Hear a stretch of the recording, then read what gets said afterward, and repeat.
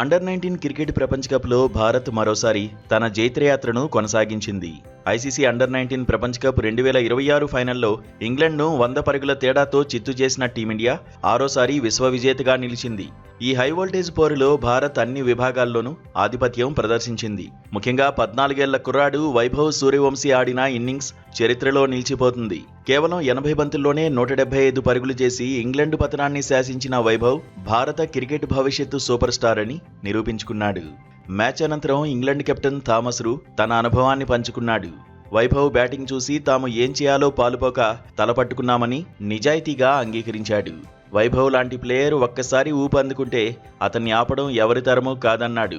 అతని గురించి చాలా హోంవర్క్ చేశామని, బంతుల్లో వైవిధ్యం చూపించాలనుకున్నామని అన్నాడు.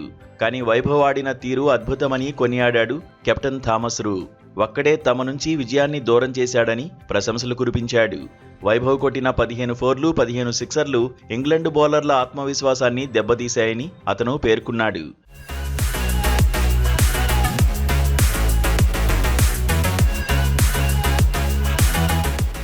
కాగా ముందుగా బ్యాటింగ్ చేసిన టీమిండియా నిర్ణీత 50 ఓవర్లలో 9 వికెట్ల నష్టానికి 411 పరుగుల భారీ స్కోర్ సాధించింది.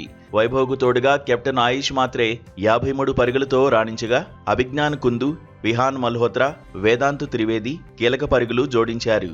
ఇంగ్లాండ్ బౌలర్లో జేమ్స్ మింటో 3 వికెట్లు తీసినప్పటికీ పరుగుల వరదను మాత్రం అడ్డుకోలేకపోయాడు. 412 పరుగుల కొండంత లక్ష్యంతో బరిలోకి దిగిన ఇంగ్లాండ్ జట్టు కూడా గట్టిగానే పోరాడింది.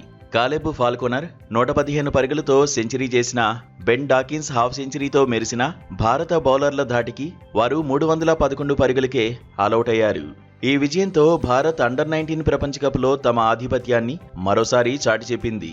కేవలం 14 ఏళ్ల వయసులో వరల్డ్ కప్ ఫైనల్ వంటి పెద్ద వేదికపై వైభవ్ సృష్టించిన ఈ సునామీ ప్రపంచ క్రికెట్ దిగ్గజాలను సైతం ఆశ్చర్యపరిచింది.